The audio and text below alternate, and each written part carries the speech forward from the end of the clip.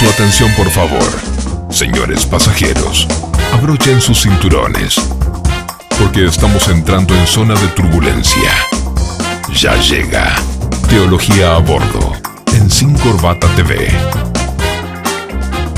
¿Qué tal, amigos? ¿Cómo están? Una alegría enorme estar una vez más con ustedes. Ahora en esta sección que hemos denominado llamar Teología a Bordo. Hoy arrancamos con un tema súper controversial. En primer lugar, quiero agradecer a Santi que tan gentilmente me brindó el espacio para que podamos hacer esta charla y, como también él lo dice en su video, podamos edificarnos mutuamente y que evitemos los comentarios negativos. Podemos estar en acuerdo o en desacuerdo, pero lo importante es que podamos edificarnos juntos. Te quiero decir que todas las dudas que tengas respecto a si Dios es una divinidad formada por tres personas o si es un único ser manifestado de tres formas distintas, la dejes en los comentarios y voy a hacer todo lo posible por comentar y responder a todas las personas que estén dejando sus preguntas. Recordá que la intención no es generar un debate. Hay muchos debates ya en internet sobre este tema. Mi idea es poder compartir con Santi una perspectiva de lo que es la divinidad de Cristo, de lo que es la deidad de Dios, y poder encontrar algunos puntos en común y quizás reflexionar en aquellas cosas que nos separan. Así que te voy a dejar este video y espero que te sea de bendición. Déjame en los comentarios qué pensás sobre esta charla que tuve con Santiago Alarcón del Rincón Apologético. Bienvenida. Primero, la cálida bienvenida te quiero dar desde aquí, desde el Rincón Apologético, y te quiero invitar a que en este tiempo que hemos separado puedas sumarte a esta mesa y podamos juntos conversar acerca de este tema que me parece muy, pero muy interesante. Yo no soy para nada un experto en el tema, pero sí, obviamente, tengo algunas ideas que me gustaría poder expresar. Y, a ver, muchas veces, o por lo menos esto es lo que creo yo, ¿no? Es muy fácil expresar ideas cuando del otro lado tenés gente que piensa igual que vos, ¿no? O sea, es como que hay una inclinación a comprar aquellas ideas que son básicamente las mismas que defiendo yo. Pero me parece que la práctica a la hora de observar si ciertas ideas son realmente coherentes con, ejemplo, en este caso, el texto bíblico, la razón y demás, me parece que la mejor opción siempre es poder tener del lado de enfrente a una persona que no piense como nosotros. Por eso estoy muy, pero muy contento y le doy una cálida bienvenida acá a un compatriota, podríamos decir. Acá es muy poco común para mí que alguien tenga la misma tonada que yo como argentino de cepa, ¿viste? Así que para mí es una experiencia poco habitual. Lo tenemos a Mario del canal Sin Corbata TV, que lo que yo te recomiendo es que lo vayas a ver porque me encanta lo que hace. Mario, ¿cómo estás? Buenas tardes. ¿Cómo estás, Santi? Gracias por la invitación, por ser parte de esta charla de café que tenemos acá en este día. Y bueno, sí, un poco acalorados, pero contentos y bueno, esperar que salga algo interesante. Yo creo que vamos a tener un buen momento para hablar sobre Biblia y sobre este tema tan, a veces, para algunos controversial, ¿no? Seguro, a ver, creo que hay cierta controversia porque ya sea de un lado o del otro, me parece que hay cierto desconocimiento, ¿no? De cómo presentar una defensa correcta sobre las ideas que uno dice creer, ¿no? Me pasa a mí, por el lado trinitario, que es muy poco habitual encontrar personas que digan, che, mirá, a ver, la Trinidad es esto, y la defiendo de esta manera. Entiendo que también del lado se dice unicitario, ¿verdad? No quiero Sí, equivocarme en los términos, te pido mil disculpas. El lado sí, unicitario unicitario. también pasa este tipo de cosas, o sea, ¿la gente sabe bien defender su postura o suele trastabillar? Mira, últimamente lo que estoy leyendo, como te contaba hace un ratito, sí, en lo que son los debates, también está existiendo fanatismo, yo creo que en todos los ámbitos de la masa evangélica, ¿no? Yo entiendo como fanatismo defender algo sin argumentos.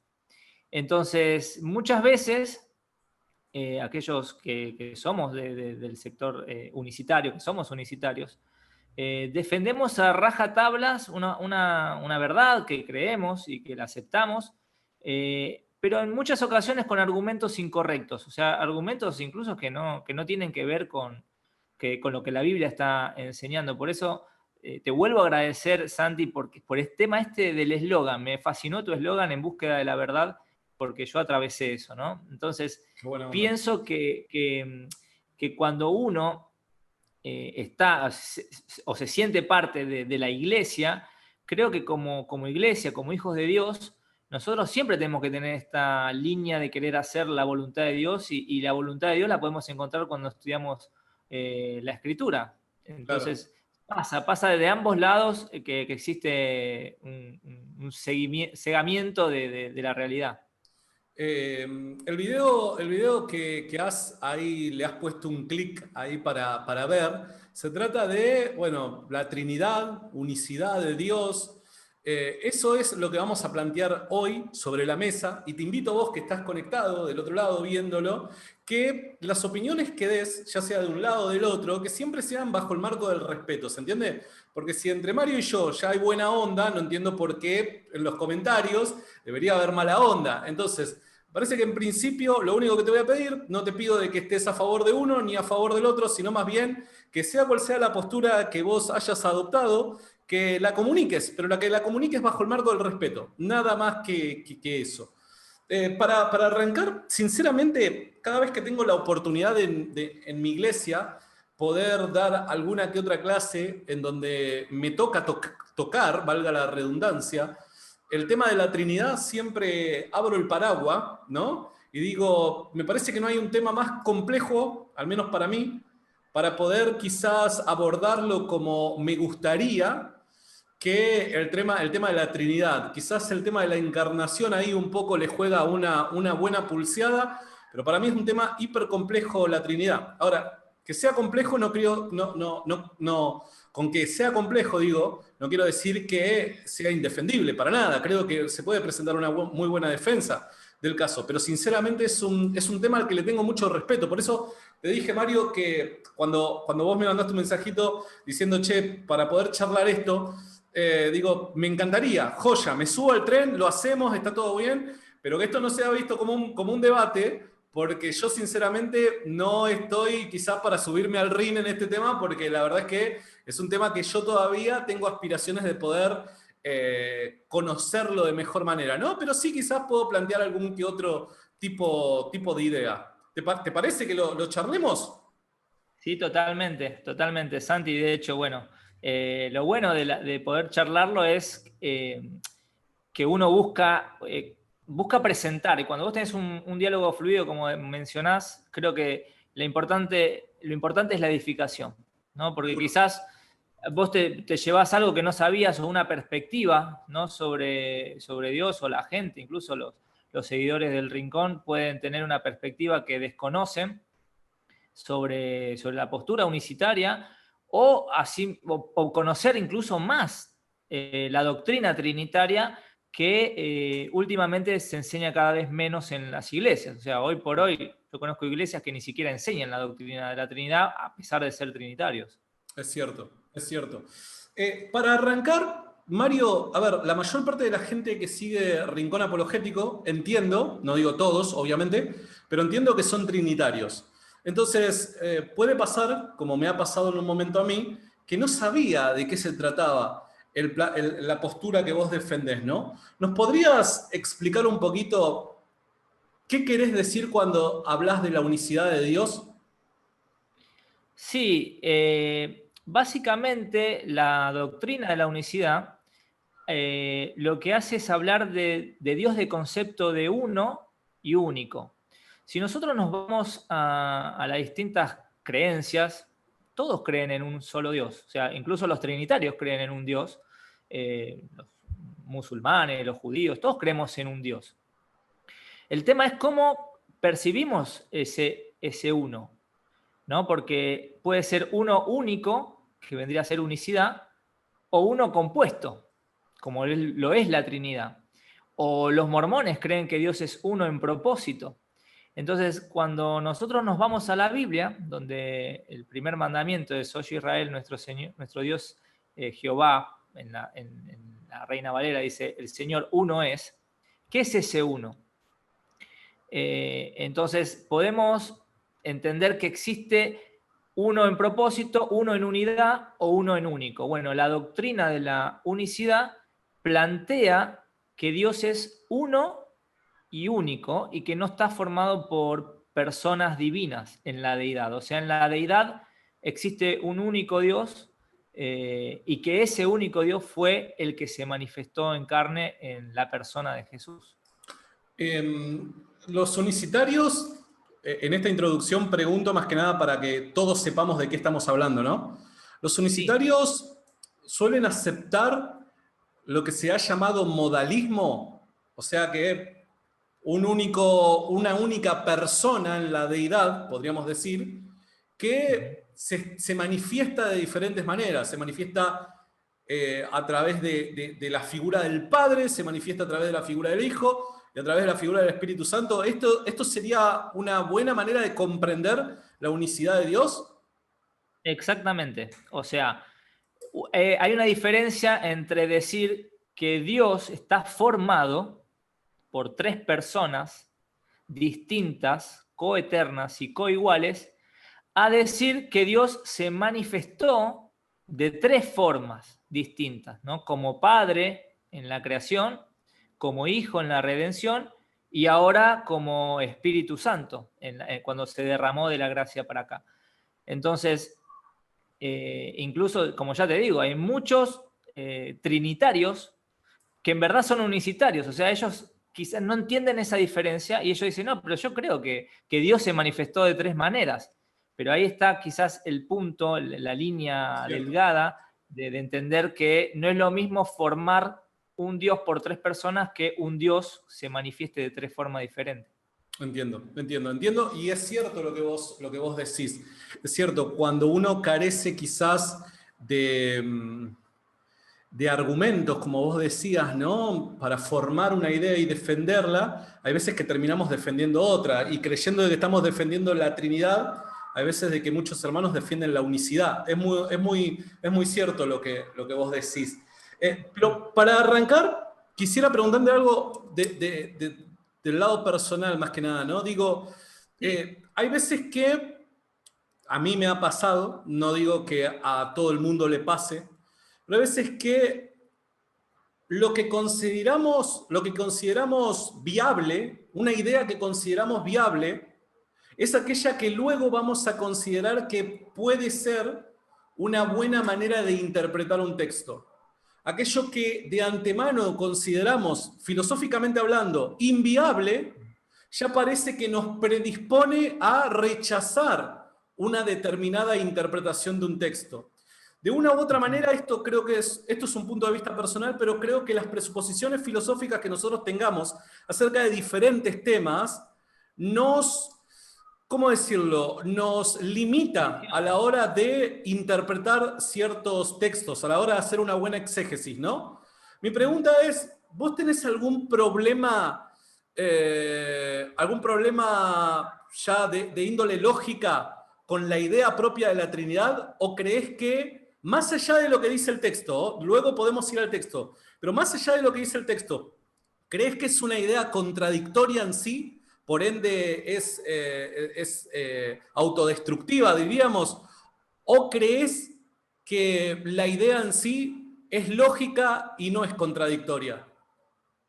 La realidad es que no solamente creo que es contradictoria, sino que, o sea, eso tiene como un derivado porque es como que vos ponés un fundamento y si el fundamento está mal, todo lo que vos construís por encima, puede haber alguna cosita que esté, pero es como que es prácticamente la base de los orígenes de la fe romana. Entonces, lo que sí yo sé, o sea, admiro de algunos católicos cuando me ha tocado debatir el tema de la Trinidad, Es que ellos lo resumen a la arena y al huequito y a que no se puede entender. Es como querer meter todo el mar en un huequito de arena, o sea, como que no se explica y como que termina siendo un misterio. Entonces, sí creo que es un tema que en verdad no tiene respuesta. O sea, o sea, Bueno, pero cuando vos mencionás, cuando vos decís, bueno, en principio sí, creo que es contradictorio. ¿Qué es lo sí. que crees que es contradictorio? Digo, esto es como un punto de partida, ¿no? Me parece que primero tenemos que analizar el campo filosófico en el que vamos a charlar ciertas ideas para después ir al texto, me parece, ¿no? Porque hay veces que estas presuposiciones que tenemos pueden llegar a convertirse en obstáculos a la hora de aceptar una determinada idea. A mí me pasa de repente defendiendo el caso de la resurrección. O sea, si yo me pongo a discutir el caso de la resurrección con una persona atea, ya la persona está predispuesta a rechazar el caso del milagro, dado que no cree en Dios. Entonces, hoy cuando pensaba en nuestra charla, digo, ¿y no será también que hay veces que estas presuposiciones hacen que nos veamos comprometidos con una interpretación del texto? ¿Por qué crees que es contradictorio? Básicamente la contradicción que yo encuentro en lo que es la doctrina de la Trinidad está ligada 100% con el monoteísmo judío, ¿sí? Entonces, yo no concibo quizás a Moisés dando la ley y una Trinidad hablándole, o sea, que en la mente de Moisés esté un Dios trino hablando. No concibo cuando David escribía los salmos hablando con un Dios trino. Bueno, pero ese más que un tema de contradicción no es un tema exegético. O sea, vos lo que estás haciendo es, obviamente, tratando de hacer una buena exégesis, tratando de entender el contexto, tratando, en la medida posible, de meterte en la cabeza del autor para interpretar qué es lo que el autor está tratando de comunicar, pero me parece que todavía no llegamos a ese punto. Yo digo, la propia idea de la Trinidad, ¿por qué te parece contradictoria? ¿Cuál es la contradicción en la afirmación del credo trinitario? Por eso, Sandy, yo lo que entiendo como contradictorio no lo puedo separar. O sea, en sí, la idea de doctrina de la Trinidad, como en sí, podría, no sé, buscar alguna que otra contradicción hacia adelante después de que se formó la doctrina de la Trinidad.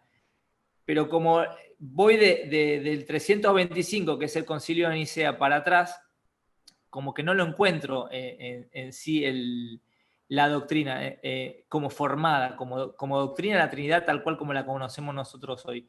Entonces, la contradicción en sí de la doctrina, te podría decir, por ejemplo, si Dios es una persona divina, que es el Padre del Hijo, ¿cómo podría ser los dos eternos y uno Padre del otro?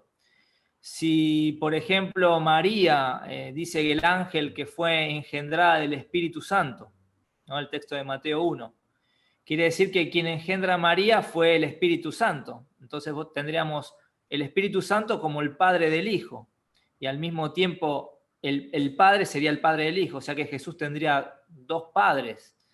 Y así como que puedo buscar un montón de contradicciones de la doctrina trinitaria. Lo mismo si cuando Pablo dice que es Cristo en nosotros, la esperanza de gloria, ¿cómo es Cristo en nosotros? Si Cristo murió, resucitó y tiene un cuerpo glorificado, o sea, ¿cómo se manifiesta Jesús en la vida del cristiano? Si ¿es la persona de la de Jesús la que se manifiesta o es la persona del Espíritu Santo la que se manifiesta?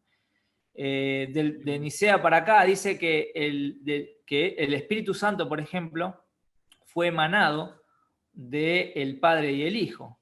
Entonces tendríamos al Espíritu Santo una jerarquía y al mismo tiempo no son como dioses, sino personas. Ok, entonces, está bien. Entonces, tu principal obstáculo, diría, a la hora de aceptar la Trinidad, pasa por el texto, la interpretación netamente del texto. No necesariamente porque te resulte una contradicción lógica, sino más bien por lo que vos ves en el texto. Ese es el punto, ¿verdad? Y digamos que sí, sí, Ok. porque después, yo entiendo así, Santi, es como que es el punto de partida de la fe. Es como que si uno acepta a Jesús y la palabra, tal cual como él dice en Juan 12:48, que seremos juzgados, ¿no? por la palabra que él nos habló, creo que tenemos que ir a buscar la doctrina ahí, ¿no? A la No, escritura. obvio, no, estoy completamente de acuerdo en eso. Digo que lo que suele pasar es que la gente suele creer que existe una contradicción en la fórmula trinitaria cuando los trinitarios decimos que es un Dios en tres personas, ¿no? Ahora, esa afirmación no es contradictoria en sí. Y creo que estamos de acuerdo en que vos no estarías en desacuerdo con respecto a una contradicción filosófica. Tu problema pasa más bien por un tema de escrituras nada más. Pero quería dejar a un costado eso como ya tocado, más que nada para poder construir hacia arriba, tal y como vos bien mencionabas, ¿no? Primero tenemos que construir bien las bases como para poder construir hacia arriba. Estando de acuerdo con que no hay una contradicción lógica, diría, bueno, vos mencionabas el concilio de Nicea en el 325, ¿no? Y decías, bueno, pero antes del 325 no hay una formulación trinitaria o algo que se le parezca, quizás tan bien armada, ¿no? Y estoy completamente de acuerdo con vos. O sea, pienso que la historia de la teología en sí es eso mismo. Es la historia de cómo la Iglesia ha formulado y ha profundizado en ciertos credos a medida que el tiempo fue pasando y que la Iglesia fue reflexionando acerca de estas ideas bíblicas que sin lugar a dudas están en el Nuevo Testamento. Ahora, mencionar o quizás deslizar la idea de que a partir de recién el 325 esta idea surge o algo por el estilo, me parece que ya es un poco apresurado, porque obviamente yo creo que el texto bíblico, tanto en el Antiguo Testamento, un poco, ¿cómo decirlo?, difuso, podemos encontrar algún matiz que hable de la Trinidad, y en el Nuevo Testamento sí habla de manera explícita, al menos de la idea, sin usar el concepto, pero ya a mediados del siglo II, Teófilo de Antioquía es el primero en mencionar la famosa palabra triada, ¿no? Que luego esta palabra triada o esta idea sería tomada para poder empezar a formular el caso de la Trinidad oficialmente, ¿no? Pero la propia idea ya surge con un concepto un poco arcaico a mediados del siglo II. Esto es bastante alejado a la propuesta de principio del siglo IV, ¿no? Y por otro lado, y ya para dejarte la palabra a vos, mencionabas el tema del misterio, ¿no? Como que, y corregime si malinterpreté la intención con la que lo dijiste, pero entiendo como que te genera una especie de rechazo el hecho de que uno termina siempre reduciendo toda la discusión a el misterio, ¿no? Parece ser que el misterio termina siendo una especie de muletilla que utilizamos para cuando de acá en adelante no podemos decir más nada. Y creo que, a ver, misterio en Dios hay, y ya sea trinitario o unicitario, de una u otra manera, en algún aspecto de Dios, en alguno de sus atributos, vamos a apelar al misterio, ¿no? Por eso no creo que el tema del misterio sea en sí un problema. Y ahora sí, por último, porque se me deslizaba la última idea, digo, hay veces que necesitamos reflexionar filosóficamente acerca de lo que dice la Biblia. ¿Por qué digo esto? Y es la propia tarea del exégeta, me parece. La reflexión filosófica también hace parte de la tarea del exégeta. A ver aquella interpretación que es viable y la que no. ¿Por qué digo? Porque si uno leyera y se quedara solamente con lo leído, por dar un ejemplo, Génesis capítulo 6, cuando dice Dios, y Dios se arrepintió, bueno, aquel que haya reflexionado acerca de la naturaleza de Dios sabe que Dios es inmutable. Es imposible para su naturaleza haberse arrepentido, en términos humanos hablando, ¿no? Entonces, pese a que el texto dice que Dios se ha arrepentido, o podemos utilizar cualquier otro sinónimo en diferentes traducciones, esa idea, estrictamente hablando, es antropomórfica y es inviable para la naturaleza de Dios. Por ende, creo que es necesaria la reflexión filosófica acerca de estos textos para ver, a ver, aquellas ideas que son viables y no, ¿no? Y poder hacer una buena lectura del texto bíblico. No sé qué opinás vos de lo que mencioné. Sí, totalmente, Santi. Yo pienso, por eso te decía que cada vez que uno más estudia la Biblia, es como que más cuidado tiene a la hora de hablar. Porque cuando vos menos sabés dos o tres textos, que capaz de un lado, del otro, o los testigos de Jehová o lo que sea, agarran un texto y se ponen una camiseta. La camiseta de unicitario, la camiseta de trinitario, la camiseta de testigo de Jehová, mormón, lo que sea. A mí me pasa que como en verdad soy como un apasionado de entender lo que la Biblia está diciendo, lo que el texto está diciendo, y no meter mi remera, mi bandera de unicitario a ver cómo acomodo lo que el texto está diciendo, pienso que es fundamental eso, pero eso parte de un corazón sincero de hacer la voluntad de Dios. Con respecto a lo que decías, respecto a lo que es el misterio, sí es verdad, la Biblia incluso en Timoteo, 1 Timoteo 3:16 dice que porque grande es el misterio de la piedad, Dios fue manifestado en carne, ¿no? Dice Pablo. Entonces, el punto quizás no es tanto aceptar el misterio o no, pero sino que podamos pensar a qué cosas le vamos a atribuir que es un misterio, si es un misterio bíblico o si es un misterio que no está en la Biblia. Por ejemplo, yo sinceramente nunca supe, escuché alguna vez hablar de que los animales no iban al cielo. Y nunca fue un tema que a mí me interesó. Entonces, puede ser un misterio, no sé si está en la Biblia o no, no sé qué pasa con los animales cuando se mueren. Pero sí, siempre tengo una tía que cuando yo le predicaba el Evangelio, muy católica ella, y hablábamos respecto al tema de la Trinidad, se terminaba el diálogo, o sea, me daba los argumentos sin ninguna exégesis de Jesús hablando con el Padre, de Jesús hablando del Espíritu Santo, decía, y cuando le trataba de explicar, de hacer una exégesis de lo que el texto está diciendo, me decía, ¿y eso? ¿Cómo nosotros vamos a entender un Dios infinito? Entonces, yo pienso que está bien, que existe misterio. Pensar en la eternidad y es como que se te resetea la mente. ¿Cómo concebís la eternidad? ¿Cómo concebimos un Dios eterno que no tiene principio y no tiene fin? Entonces, sí hay cosas que se escapan de la mente. Es más, hay una frase que me acompaña hasta ahora de un pastor cuando hablaba sobre la teología. Y él decía, muchos definen la teología como el estudio de Dios. Sin embargo, la teología es el estudio de lo que Dios se deja revelar. O sea, en verdad lo que nosotros podemos estudiar es lo que Dios se dejó revelar, porque hay cosas que trascienden.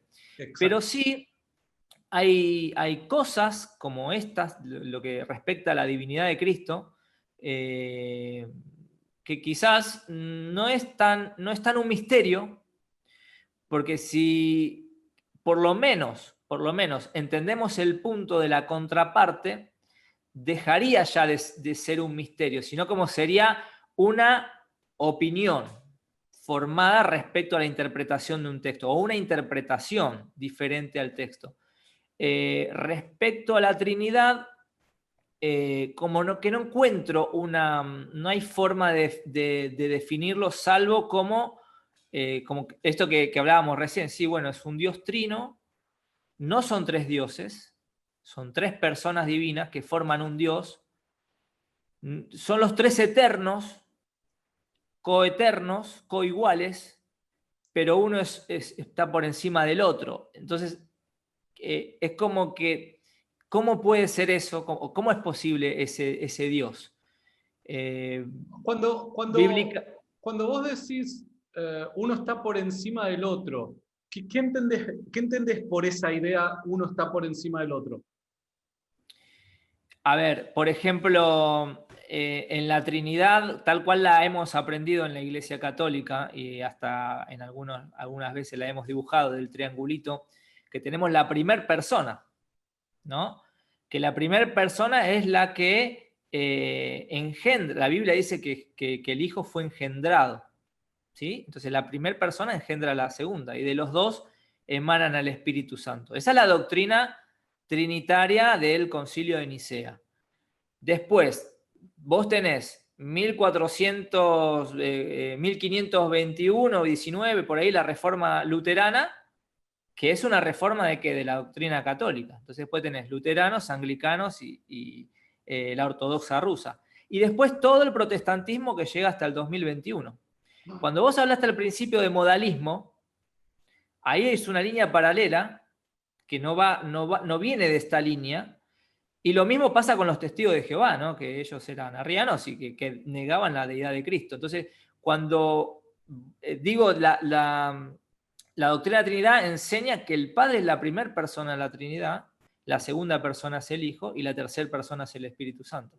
Yo decía más que nada para que no se confunda cuando decís uno por encima del otro, que uno tiene más valor que el otro, por así llamarlo, ¿no? Que eso no es lo que enseña la doctrina de la Trinidad. O sea, ontológicamente todos poseen el mismo valor porque todos son 100% Dios, ¿se entiende? Entonces, más que nada, para que no se confunda ese término, digo. Bueno, pero ves, por ejemplo, ahí, Santi, los adventistas, ellos creen que Jesús no sabe todas las cosas. Sin embargo, el Padre sí sabe todas las cosas. Por ejemplo, dice, la hora el día ni la hora no la sabe. Nadie la sabe. Entonces Bueno, ellos... Sí. Entiendo. Eso es lo que dicen los adventistas, ¿no? No sé si están así, pero no sé de qué manera lo que puedan llegar a creer en ese aspecto los adventistas puede ya sea sumar o restar a la confiabilidad de la doctrina de la Trinidad. Claro, porque yo pienso que la doctrina de la Trinidad fue mutando, Santi. O sea, no es. Si vos agarrás el credo atanasiano, tal cual lo escribió Atanasio, termina el credo atanasiano diciendo: y nadie puede ser salvo si no cree así de la Trinidad. El fin del credo atanasiano es ese. Ahora, yo agarro, no sé, hablamos con unos bautistas reformados o con unos pentecostales. ¿Piensan de lo mismo? ¿Que para ser salvo hay que creer así de la Trinidad? ¿O cómo es ese credo de cada institución? Entonces, yo pienso que eso fue mutando, pero digamos que el padre del trinitarismo es la Iglesia Católica. Totalmente, sí. Por eso creo que no es, en este caso, beneficioso cuando estamos discutiendo si la Trinidad, y estamos de acuerdo con lo que queremos decir con Trinidad, un Dios en tres personas, si estamos de acuerdo con esa idea, más allá de las posteriores mutaciones, modificaciones que diferentes congregaciones o cosas por el estilo le hayan dado, me parece que termina siendo irrelevante, ¿no? Porque el tema en discusión es Trinidad o unicidad. Y básicamente creo que lo que hay que discutir es la columna vertebral de ello, ¿no? Es como de repente creer de que, no sé, el cristianismo es falso porque las diferentes congregaciones cristianas en temas secundarios o terciarios de su doctrina fundamental están en desacuerdo, ¿no? Cristo, ¿cuándo viene? ¿Hay un rapto secreto en la iglesia en los últimos tiempos o no lo hay? ¿Se tiene que aceptar el mileniarismo o no se tiene que aceptar? Entonces, las cuestiones secundarias a nuestra fe me parece que terminan siendo irrelevantes en la discusión si la fe es verdadera o no. Me parece que en este caso, cuando discutimos unicidad o Trinidad, pasa exactamente lo mismo. Lo que tenemos que discutir es la columna vertebral de la creencia, más allá de lo que posteriormente ciertos grupos cristianos hayan concebido de ella. Me parece a mí, ¿en eso estamos de acuerdo? Sí, y te sumo lo siguiente. Entiendo el punto, pero por eso, como vos decías, después de cada uno cómo interpretó, o cada organización, o cómo desvirtuó, está perfecto. Por eso para mí es tan fundamental que seamos exégeta en la palabra, porque es la que quizás va a dar la luz Es cierto. de las diferencias. Con lo que yo me quedaría entonces para traer claridad es, la Trinidad estamos de acuerdo que se entiende como un Dios en tres personas. Si nos quedamos con esa idea, me parece que ahí podemos seguir construyendo hacia arriba. ¿Te parece? A ver si te entiendo. Vos me planteás, o sea, si yo acepto que Dios es tres personas. No. Si aceptás que la Trinidad, la columna vertebral de la doctrina trinitaria es eso, no si vos lo aceptás personalmente Sí, como sí, si fuera verdad.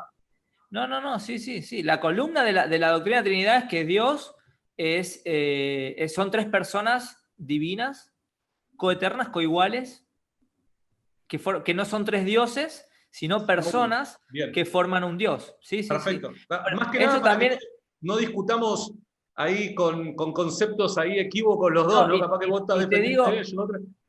Y te digo otra aclaración más. A ver. Muchos unicitarios que van del lado del fanatismo arrancan los debates diciendo que los trinitarios creen en tres dioses. Sí, es cierto. Entonces parten de una premisa falsa. Claro. Nadie cree, ningún trinitario no creen en tres dioses, sino que creen en un Dios, en esa percepción, Dios trino, de tres personas divinas. Es cierto, es cierto. Quisiera regresar un instante a algo muy interesante que mencionabas, que es el texto de Deuteronomio capítulo 6, versículo 4, ¿no? El famoso Jehová uno es, ¿no? Esa palabra una. Yo no soy un experto para nada, lo más lejos años luz estoy de ser un experto en hebreo, en griego, en el caso del Nuevo Testamento y demás. Si yo no me equivoco, la palabra utilizada ahí para hablar de uno es la palabra echad, ¿no? Si es uno compuesto. Exacto. Entonces, cuando nosotros buscamos la palabra echad, quizás en algún otro pasaje, dentro de un escenario, de un contexto parecido, ¿no? La encontramos en la creación de los seres humanos, ¿no? Cuando dice, bueno, el hombre dejará a padre, madre y se unirá a su mujer. La palabra unir también ahí es la palabra echad, en el hebreo original. Entonces, acá yo lo que no consigo entender es cómo hay veces que, no digo todos, porque sinceramente desconozco si todos los unicitarios lo defienden de esta manera, pero no consigo entender por qué al menos algunos o la mayor parte de los unicitarios defienden esta palabra como si fuese esta palabra una contradicción a la doctrina trinitaria. Cuando vos mismo mencionás, ¿no? Uno compuesto, ¿no? Existe la posibilidad de esa interpretación, y cuando vamos a otro pasaje que utiliza el mismo texto, claramente nos encontramos que el autor entendió ese término como la posibilidad del uno compuesto, en el caso de mujer y hombre. Claramente acá el texto no nos está enseñando que cuando el hombre se une con la mujer, literalmente pasan a ser uno, una sola persona, sino más bien lo está diciendo en otro sentido. ¿Por qué los unicitarios utilizan ese texto de Deuteronomio, dado estos inconvenientes para su doctrina que te estoy presentando? Quizás por desconocimiento, Santi. Porque, a ver, que la palabra, el original, ejad, signifique compuesto, cuando la palabra única es la palabra yair, o sea, es como que entra el fanatismo. Dice, bueno, a ver, yo agarro la palabra ejad, y bueno, agarro también la palabra de que serán uno como nosotros, como por Adán y Eva, supongo yo, seguro es así. Y dice, bueno, esto es la unión matrimonial, la familia es uno compuesto. Ahora, rodear la doctrina a eso solamente es como que es material de análisis nada más. O sea, uno compuesto podrían ser tres, podrían ser cuatro, podría ser más de uno, ¿no? Entonces, y aparece otra palabra en el hebreo, que es, o sea, la palabra ejad no solamente se utilizó en uno compuesto, tiene dos funcionalidades. también se utiliza para usar uno en único. Yo ahora no tengo acá. No, es pero, cierto, es cierto, es cierto. pero es así, o sea, hay cosas que reflejan para unicidad como refleja uno compuesto. Es cierto. Entonces, pienso que cuando vos avanzás sobre esos textos que son troncales, sobre Dios, hablando sobre uno, sobre que Dios es uno, bueno, te vas a encontrar con un montón de cosas donde, imagínate, nosotros tenemos, no sé, una charla quizás de 1 hora y media, 2 horas, pero el que le apasiona va a ir atando todos los cabos. Obvio. Entonces, es un buen punto el que levantás para erradicar ese fanatismo de decir que no, que solamente la palabra Yair es la que se utiliza para decir unicidad y Ejad solamente como para la palabra de uno compuesto. Y otro de los pasajes que me resulta llamativo es obviamente, a ver, todo lo que te estoy diciendo lo habrás oído 1000 veces, ¿no? No estoy sacando ningún conejo de la galera, pero es el punto cuando dice Dios en Génesis 1:26, si yo no me equivoco, hagamos al hombre, Al ¿no? hombre. ¿Eso también no es un problema para la unicidad? No, en lo absoluto. ¿Por qué? Para nada. Porque, a ver, partimos de la base de que el texto no está haciendo mención a que Dios es una Trinidad. O sea, el texto no está diciendo Dios es una Trinidad. Está Es diciendo cierto. hagamos al hombre. Ese hagamos al hombre, yo te puedo dar 5 hipótesis. A ver. Puede ser que la segunda persona de la Trinidad está hablando con la primera. Puede ser que Dios... Hipótesis. Hipótesis es como que no... No son... Pero, claro, capaz que entendí mal yo. Yo pensé que me ibas a presentar 5 hipótesis unicitarias. No. Ok. Hipótesis como para que pensemos. La segunda persona de la Trinidad hablando con la primera. Como dicen los testigos de Jehová, hablando con los ángeles. Proverbios 8 dice que Dios habla con la sabiduría, que la sabiduría estaba con Dios ordenando todas las cosas. Y Romanos dice que Dios llama las cosas que no son como las que son, o sea que como que Dios puede estar hablando con uno de sus atributos. Puede ser un plural majestático, así como que yo te diga, no sé, bueno, vamos a ver ¿por qué vamos a ver si yo soy solo? Y después tenés la palabra hagamos. Hay una teoría, sí, vamos a decirlo, una teoría, que dice que la palabra hagamos no es la misma palabra del verso 27. Una cosa es hacer es agarrar algo que existe y darle forma, y otra cosa es crear.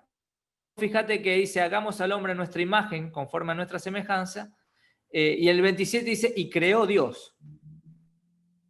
Crear es traer a la existencia algo que no existe. Y hacer es agarrar algo que existe y darle forma. Entonces, hay otra teoría que dice que hagamos, Dios está hablando con los ministerios de Efesios 4, o sea, aquellos que le van a dar forma a este ser humano, ¿sí?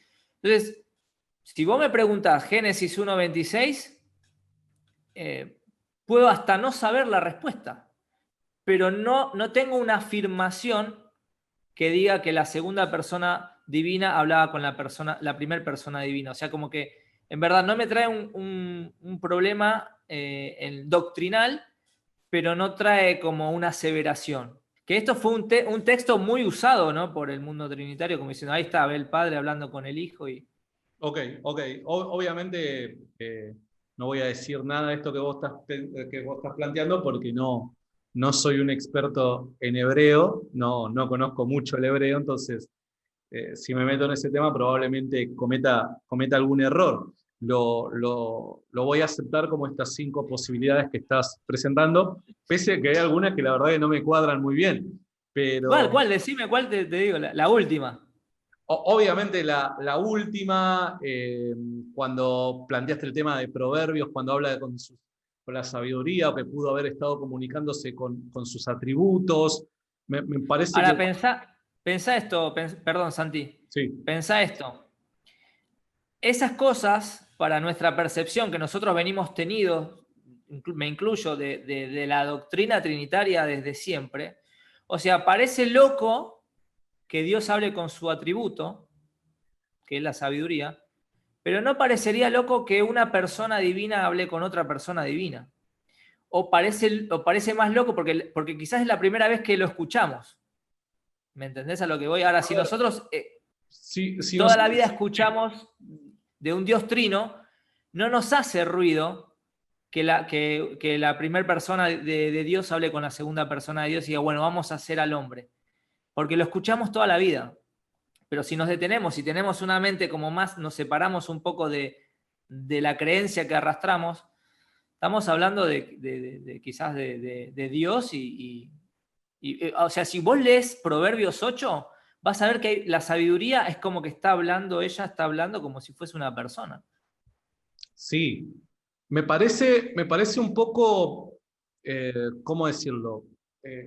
Equivocado el hecho de fundamentar una idea netamente, utilizando netamente un texto de un libro poético, ¿no? Me parece un poco arriesgado, digo yo, al menos.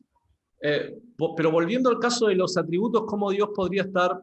¿Por qué me parece loco el hecho de Dios poder estar hablando con sus atributos? Porque en definitiva, o sea, sus atributos son Él. ¿Se entiende? O sea, Dios es sus atributos. O sea, me parece una locura que Dios diga, hagamos al hombre haciendo, autorreferenciándose. Me parece un toque bipolar, podríamos llegar a decir, ¿no? No me parece así el caso de la Trinidad, el estar hablando, el estar intercambiando ahí entre dos personas que conforman la deidad. ¿Por qué digo? Porque vuelvo al punto de partida. La propia idea de la Trinidad no me parece una idea ilógica. De hecho, me parece lógica. De hecho, me parece que hasta si reflexionamos en lo que es la persona de Dios, necesariamente nos lleva a esa idea.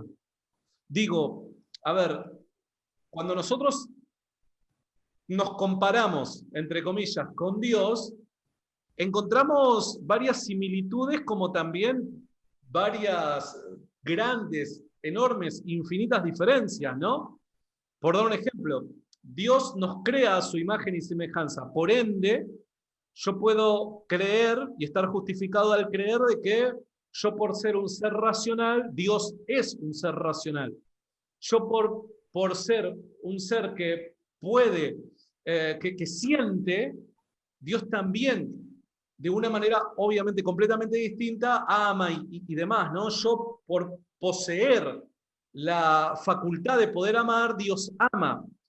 O sea, esas similitudes las encuentro en Dios. Pero cuando lo llevo al grado de Dios, elevo esto a un grado infinito, necesariamente también me encuentro con ciertas diferencias, ¿no? Entre ellas digo, nosotros podemos llegar a conocer, pero Dios es omnisciente. Nosotros ejercemos algún tipo de poder, pero Dios es omnipotente. Nosotros somos seres personales. ¿Por qué Dios no puede ser multipersonal? Este planteo no me parece loco en absoluto. Es más, me parece que obedece las reglas de la lógica, ¿no? No encuentro una contradicción en un ser en grado infinito, en perfección, que no pueda ser multipersonal y ser un solo ser. No le encuentro una contradicción. Por ende, volviendo al punto de Génesis 1:26, digo, me resulta así llamativo y poco creíble el hecho de que Dios pueda estar, al decir hagamos, autorreferenciándose porque le está hablando a alguno de sus atributos. Y esto es pensar muy, pero muy antropomórficamente, ¿no? ¿Por qué digo esto? Porque sus atributos no están separados los unos de los otros.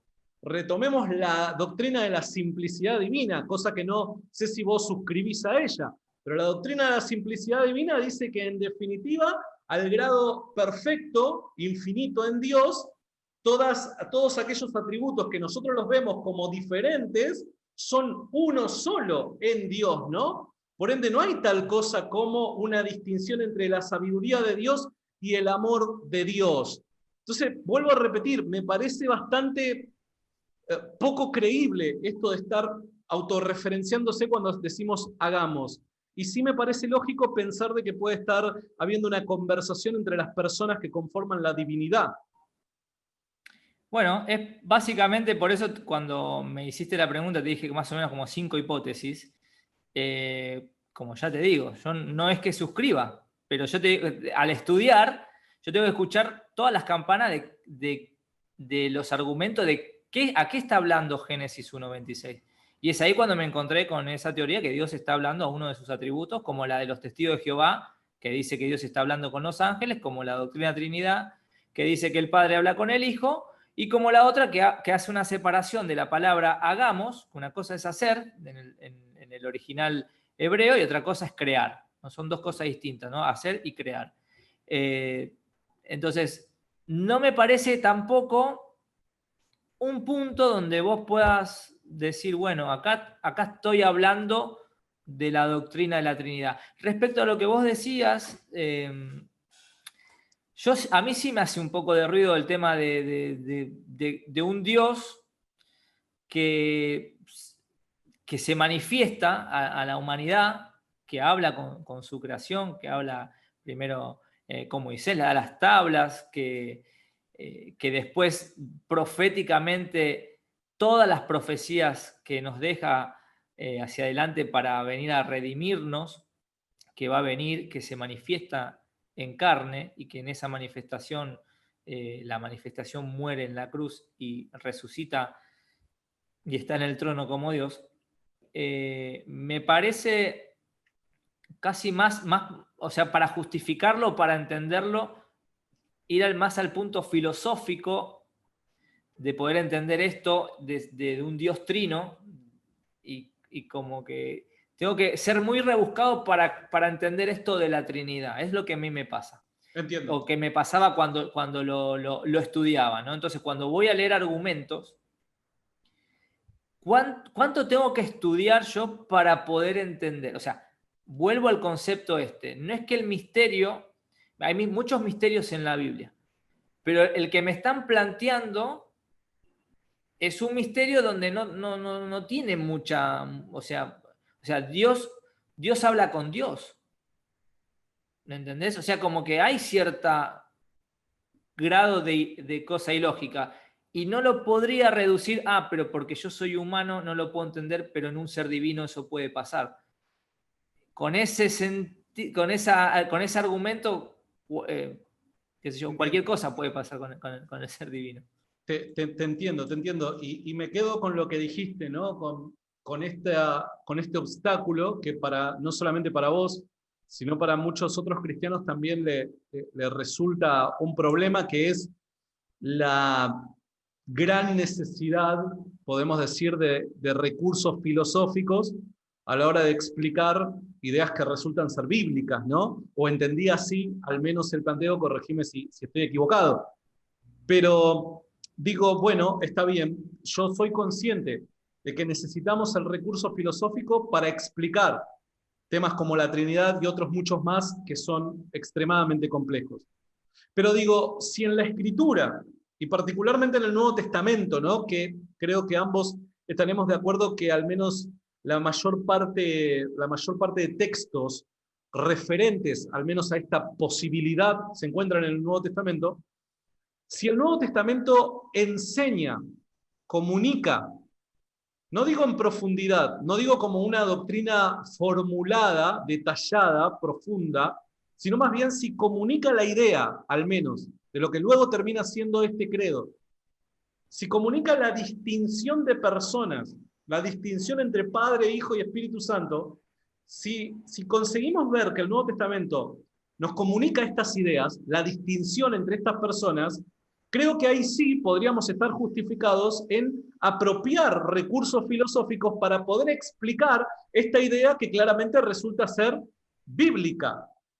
Pese a que yo obviamente creo que vos no suscribís al creer de que estas ideas son bíblicas, pero estamos de acuerdo en este raciocinio O sea, si la distinción de personas aparece en el Nuevo Testamento, luego yo estoy justificado en apropiarme de ciertos recursos filosóficos para explicar esta distinción que ya aparece en el Nuevo Testamento. ¿Ahí estaríamos de acuerdo? Y lo que pasa, Santi, que ahí estaríamos hablando sobre supuestos.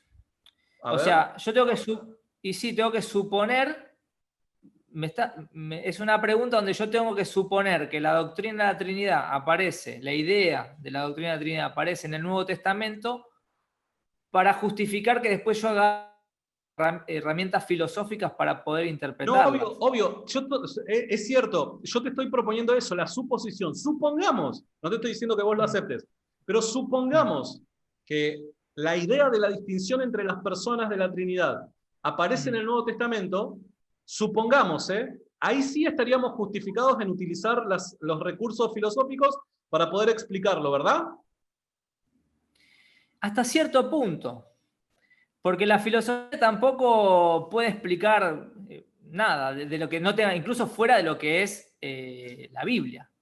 O sea, filosóficamente, vos podés tener un montón de corrientes filosóficas, pero así todo, cuando vos vas en búsqueda de la verdad, tampoco es que la filosofía te da muchas certezas, te va a dar más preguntas que certezas. No, obvio, Entonces, por eso hablo de los recursos que podemos tomar de la filosofía. Yo no estoy diciendo de que toda la filosofía y sus diferentes vertientes nos puedan ayudar a clarificar el tema. No estoy diciendo eso, sino quizás términos filosóficos que sean apropiados para poder explicar algo que la Biblia puede llegar a comunicar, pero que necesitamos un lenguaje un poco más amplio para poder ser claros en la idea que queremos comunicar. ¿Se entiende? En eso, a eso me refiero.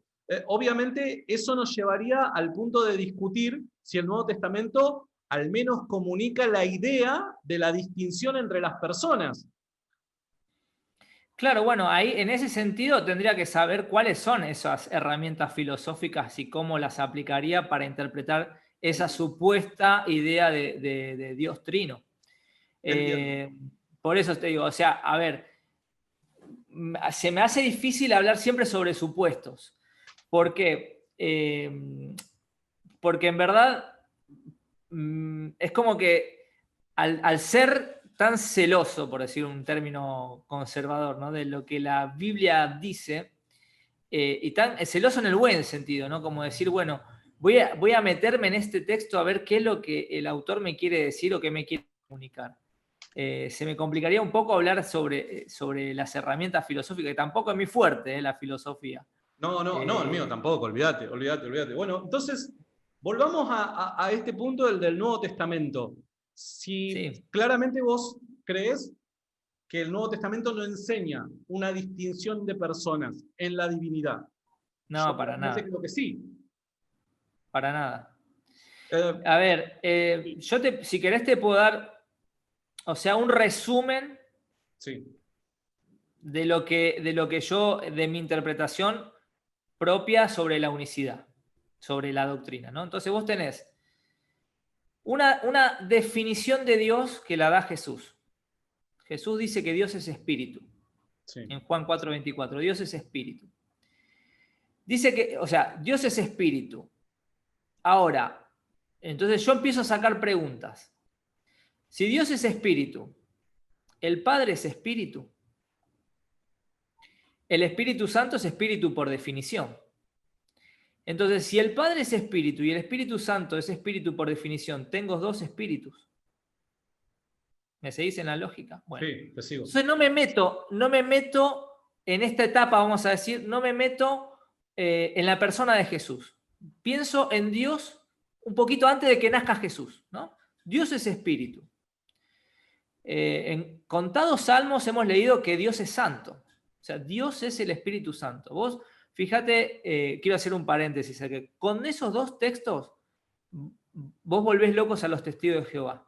Porque si vos le decís a Dios que Dios es espíritu y que Dios es santo, entonces le estás diciendo que Jehová es el Espíritu Santo, y ellos no creen que Jehová sea el Espíritu Santo.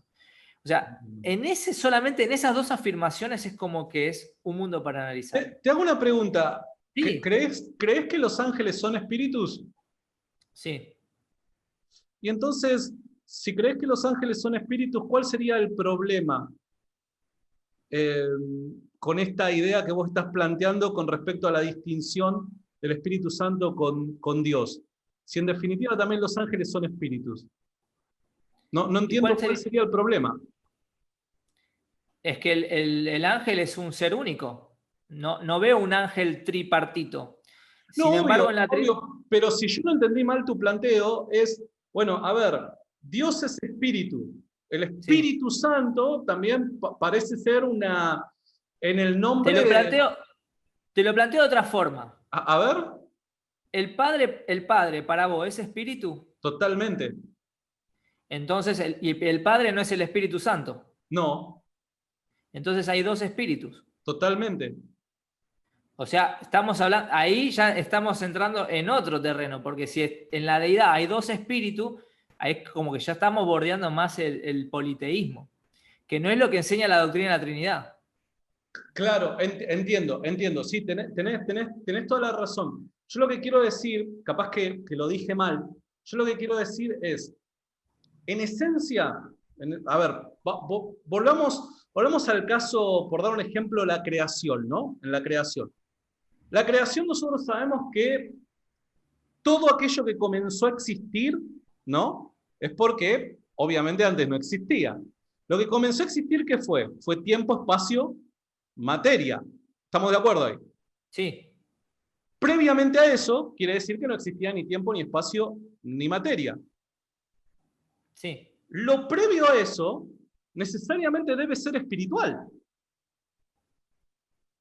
Entonces, cuando uno dice Padre, Hijo y Espíritu Santo, pese a que no podría ser claro con respecto a la forma en la que existían y demás, no sé ni siquiera si estoy utilizando los términos correctos, pero necesariamente deben ser espíritu. El único que se encarnó es el Hijo. Bueno, esa es otra diferencia doctrinal. ¿Por qué? O sea, porque para la unicidad, al no existir persona del Padre, persona del Hijo y persona del Espíritu Santo, el que se encarna es Dios, el único. O sea, para nosotros, Dios es espíritu y es santo. Bueno, Entonces, pero volviendo al punto que vos me mencionabas, no me quiero ir de acá porque capaz que quedó poco claro y capaz que fue error mío. Digo, volvamos al tema del espíritu. ¿Cuál sería el problema que hayan 2, 3, 5, 10 espíritus si vos mismo aceptás que los ángeles son espíritus? No entiendo cuál sería el problema de que hayan varios espíritus. el arcángel Miguel es un espíritu. Sí.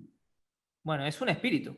Es un ser único. Ajá. Gabriel es un ángel, es un ser único. Ajá. Ahora, en Dios no, rompe con la unicidad. Si tengo un espíritu, que es el Padre, y el Espíritu Santo es otro Padre, si está por fuera es politeísmo, y si está por dentro, bordea el politeísmo. Porque, ¿entendés a lo que voy? Es O cierto y sea, me equivoqué en el término yo. Es cierto, tenés razón. o sea, cuando vos decís, cuando Jesús afirma que Dios es espíritu, para que pensemos juntos, ¿lo está haciendo en referencia al Padre? ¿Lo está haciendo en referencia a la Trinidad? ¿Lo está haciendo en referencia a la Entiendo. tercera persona? O sea, él utiliza el singular Dios es espíritu y los que lo adoran en verdad es necesario que lo adoren, ¿no? En espíritu en verdad es necesario que lo adoren. Entonces, para la unicidad, el Dios espíritu, el Dios es santo, vos fijate, hace obra sobre María, y el ángel dice, lo que es engendrado del Espíritu Santo es, o sea, de Dios, porque Dios es Espíritu Santo, cuando nace, se convierte en el Padre del Hijo. Bien. Porque para resumírtelo, para nosotros, Dios Padre es espíritu y es santo. O sea, no son dos personas distintas, es el mismo ser. Sí, capaz que yo me expliqué mal, reconozco el error, cuando muy apresuradamente dije que son varios espíritus. ¿Por qué digo capaz? Tampoco digo sí, lo hice, porque sinceramente no sabría decir si son los términos adecuados los que estoy utilizando. Lo que quiero decir yo, para que quede claro, es Dios, la deidad es espíritu. La deidad es espíritu. El Nuevo Testamento enseña que la deidad al menos posee 3 centros de autoconciencia. Estos centros de autoconciencia son lo que nosotros llamamos y distinguimos como 3 personas en la deidad. Mi planteo es el siguiente. Si el Nuevo Testamento enseña la distinción entre estas 3 personas o 3 centros de autoconciencia en la deidad, claramente, de una forma que quizás no tenga los términos adecuados como para poder decirlo, y lo voy a tener que ver a eso, no sé si la forma correcta es decir 3 espíritus, la verdad que eso me dejó pensando, quizás el término que usé es incorrecto, pero más allá de eso, la realidad de Dios en las 3 personas de la deidad, previo a la encarnación, es espiritual. Ahora, acá lo que está en discusión no es la cantidad de espíritus que haya, sino más bien si el Nuevo Testamento enseña la distinción de las personas en la deidad. Si enseña la distinción de las personas en la deidad, más allá, y vuelvo a repetir, que yo haya utilizado quizás términos erróneos al decir 3 espíritus, que sinceramente no lo sé si es correcto o erróneo ese término, más allá de eso, la idea termina siendo correcta. No sabría, Santi, cuáles son los argumentos bíblicos para la afirmación. Bueno. Porque, por ejemplo, vos me hablás de 3 centros. ¿Me dijiste cómo fue la palabra? ¿3 centros de? Autoconciencia. ¿Qué quiero decir con esto? Que cada uno de las personas de la Trinidad se identifica con un yo, ¿no? O sea, Jesús no es el Espíritu Santo, tal y como vos mencionabas al principio de nuestra conversación, aquel famoso triangulito, ¿no? Jesús no es el Espíritu Santo, Jesús no es el Padre, pero Jesús es Dios, el Padre es Dios y el Espíritu Santo es Dios. Entonces, los 3 comparten la naturaleza divina, pero son personas distintas. Al ser personas distintas, son 3 centros de autoconciencia distintos. Bueno, para nosotros no. Para nosotros Jesús es el Padre, Jesús es el Hijo y Jesús es el Espíritu Santo. O sea, es importante esto, aclararlo, porque como a los unicitarios los llaman los solo Jesús, muchos creen que la doctrina unicitaria es que nosotros creemos solamente en Jesús y no creemos en el Padre ni en el Espíritu Santo. O sea, nosotros creemos en el Padre, creemos en el Hijo y creemos en el Espíritu Santo. Entiendo. Lo que no creemos es en la concepción de la Trinidad. Entonces, para pasártelo en limpio, cuando Jesús estaba en la tierra, ¿dónde pensás que estaba el Padre? En los cielos. Bien. Es una respuesta que todos damos. El Padre nuestro que estás en los cielos. Bueno, sin embargo, cuando en el Evangelio de Juan, Felipe le dice, Señor, muéstranos el Padre y nos basta, Jesús le responde, ¿tanto tiempo hace que estoy con ustedes y no me han conocido? Felipe le está preguntando por el Padre. Sí. No le está preguntando por él. Dice, el que me ha visto a mí ha visto al Padre. ¿Cómo pues tú dices, muéstranos el Padre? Y después sigue diciendo un montón de cosas y dice, el Padre que mora en mí, Él hace las obras. Quiere decir que el Padre moraba en el Hijo. Si nos vamos a otro, Pablo hablando, por ejemplo, de la deidad, en Colosenses, él está diciendo que en él, en Jesús, así textual dice, habita corporalmente toda la plenitud de la deidad. Seguí que estoy cambiando la batería de la cámara. Ok. Bueno, entonces Pablo dice que en Cristo, en Jesús, habita corporalmente toda la plenitud de Dios. O sea, todo Dios habitaba en Jesús. Entonces, para retomar el punto referido a lo previo que es espiritual, en verdad sí, nosotros creemos en el Espíritu de Dios, que el Espíritu Santo es Dios. No creemos que el Espíritu Santo sea una persona diferente a la persona del Padre, sino que es el mismo Dios. Y lo que pasa con ese Dios, por ejemplo, proféticamente, ¿no? Cuando Cuando Isaías dice, he aquí una virgen concebirá y dará a luz un hijo y llamará su nombre Emmanuel. Emmanuel, todos sabemos lo que es Emmanuel. Con nosotros, Dios. O sea, ¿cuál? ¿La primera, la segunda, la tercera persona? No. O sea, desde el monoteísmo de la unicidad decimos, ese Dios del Antiguo Testamento se manifiesta en carne. En Isaías sigue diciendo, un texto muy conocido, de 9:6, dice, porque un niño nos es nacido, un hijo nos es dado y el principado sobre su hombro. Y llamará su nombre, o sea, el nombre del niño, consejero, admirable, Dios fuerte y Padre eterno, príncipe de paz. O sea, el que nace en Belén, el niño que nace en Belén, es Padre eterno, o sea, y es Dios fuerte.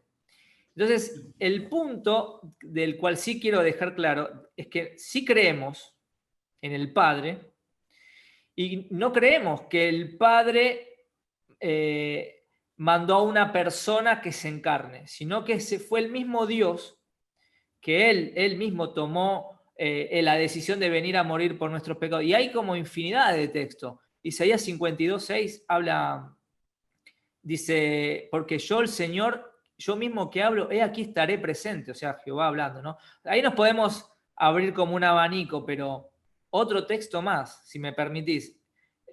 Por ejemplo, Isaías 43:10 dice, vosotros sois mis testigos y mi siervo que yo escogí para que me conozcáis y creáis y entendáis que yo mismo soy. Antes de mí no fue formado Dios ni lo será después de mí.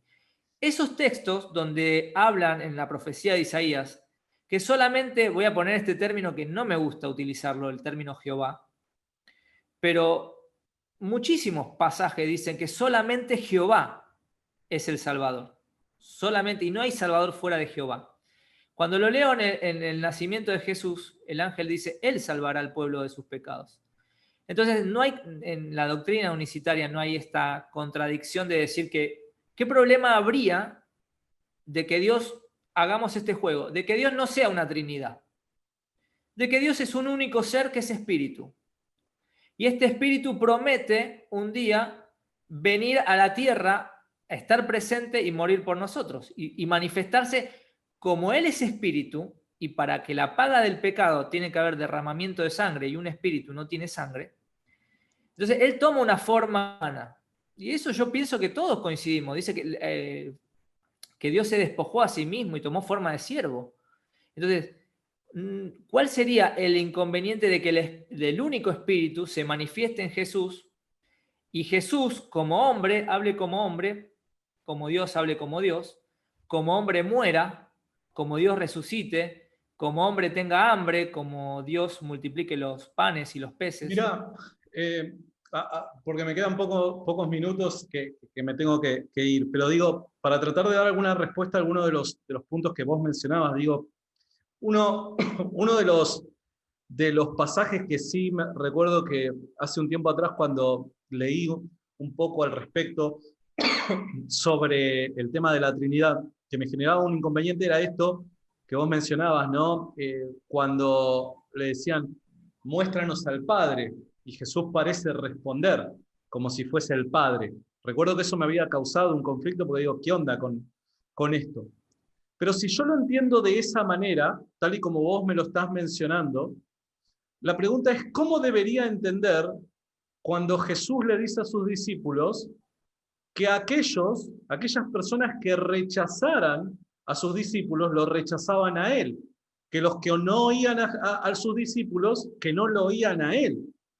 O sea, mediante la misma lógica que vos utilizás para defender la idea de que Jesús se autorreferencia como el Padre, si esa misma lógica la aplico para el caso de los discípulos, yo debería de creer de que Jesús era los discípulos. Y ahí entramos en una especie de panteísmo, ¿no? Que ninguno de los dos quiere, obviamente, entrar. Entonces digo, si esa misma lógica la utilizo para este otro caso, creo que nos llevaría a creer algo que ninguno de los dos estamos dispuestos a creer. Por otro lado, cuando vos mencionás el tema de Jehová, ¿no? Santi, Sí. Santi, perdón, no te entendí la idea. O sea, ¿por qué pensás vos que entraríamos en una suerte de panteísmo? Porque, o sea, por ejemplo, Jesús dice Sí. Te vuelvo a Entonces, repetir. Sí. sí. Te vuelvo a repetir. O sea, si la lógica es, muéstranos al Padre, ¿no? Y Jesús le dice, bueno, tanto tiempo he estado con ustedes, no me has reconocido. Si nosotros ese texto pretendemos que es una buena justificación para creer que Jesús es el Padre, mediante esa misma lógica, nosotros deberíamos creer cuando Jesús dijo, si a ustedes los rechazan, a mí me rechazan. Si a ustedes no los escuchan, a mí no me escuchan. Es el mismo vínculo que hay. Si vos crees que un texto refiere a que Jesús será el Padre, lo mismo me lleva a mí a concluir que podría llegar a ser que sus discípulos son Jesús. Cuando dice, si a ustedes los rechazan, a mí me rechazan. Tanto tiempo he Pero estado con ustedes y no me han conocido. Es exactamente el mismo caso. no, no lo veo así porque en verdad, por ejemplo, Jesús se le aparece a Pablo y le dice, Saulo, Saulo, ¿por qué me persigues? ¿A quién perseguía Saulo? A los A la discípulos. iglesia. Entonces, perseguir a la iglesia es perseguir a Jesús, no porque Jesús de una forma literalista se aparece en los Pero discípulos, es eso sino mismo. La respuesta que vos estás dando es mi punto. Me estás, de una u otra manera, estás aprobando mi idea. no, bueno, no ciertamente. O sea, lo que trato de decir es, una cosa es que nosotros vamos en nombre de Jesús, y si nos rechazan a mí, en verdad, están rechazando indirectamente a lo que somos iglesia, rechazan a Jesús, rechazan la predicación del Evangelio. Pero Felipe le está preguntando por el Padre. O sea, te lo planteo de otra forma. Si apareciera Jesús hoy y Pero le preguntaríamos por el Padre, ¿qué nos diría él? Yo pienso bueno, que nos diría exactamente obviamente, lo mismo. pero me parece a mí que ese problema se resuelve cuando nosotros nos metemos en contexto. La pregunta es, supongamos, ¿no? Supongamos que la Trinidad sea cierta, supongamos. Sí. La pregunta es, para ese entonces, Felipe, ¿sería capaz de creer en un Dios trino? Yo que soy trinitario digo en absoluto. Tal idea dentro de la cabeza de Felipe no llegaría a concebirse. O sea, Felipe para ese entonces, porque en el Antiguo Testamento la enseñanza trinitaria no es explícita, a los judíos del siglo I no creían en un Dios trino, Felipe para ese entonces, previo a la resurrección, solamente concebía a Dios como una persona, el Padre. Entonces, es lógica la pregunta de Felipe y es lógica la pregunta de Jesús.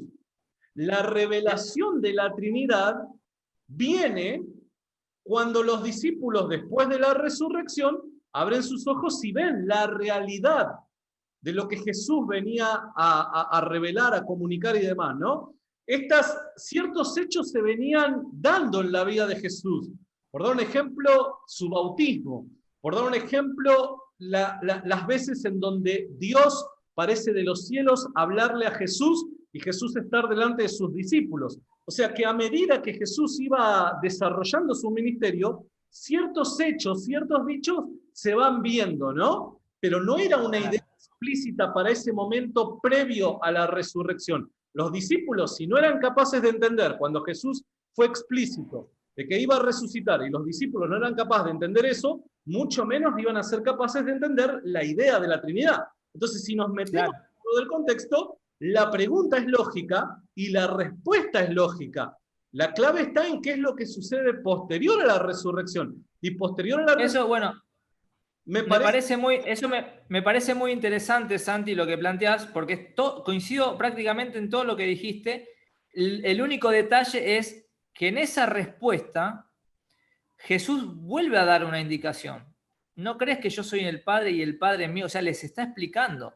Dice, las obras que yo hago no las hago por mi propia cuenta, sino el Padre que mora en mí, Él hace las obras. O sea, todas las obras que Jesús hizo, se las atribuyó al Padre. Por eso digo,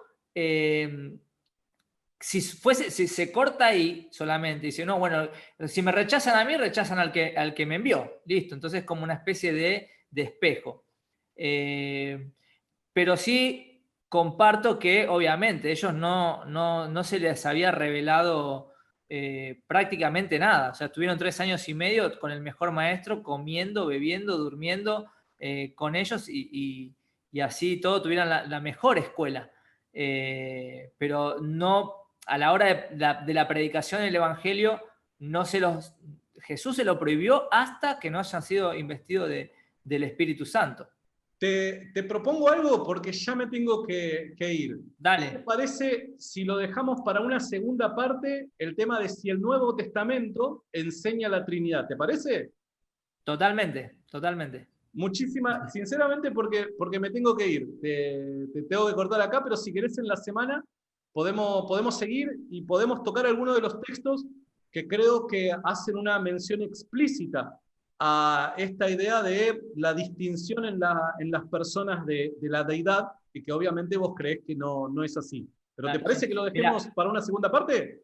Seguro, y podemos, si querés, puedes arrancar con Juan 14:15, que Jesús está hablando de la venida del Consolador o el Espíritu Santo, que es mi texto favorito. Dale. Mario, te mando un abrazo enorme y en la semana hacemos una segunda parte, ¿te parece? Dale, gracias Andy por el espacio y por el respeto con el que hemos mantenido esta charla. Dios te bendiga mucho a vos, a la audiencia. Igualmente, Mario, y a todos los que están conectados, muchas gracias, de verdad, por haberse conectado. Recuerden, todos los comentarios, les pido por favor, bajo el marco del respeto, que lo podamos llevar a cabo. Y nada, Dios los bendiga y pronto nos estamos volviendo a ver. Chau, chau.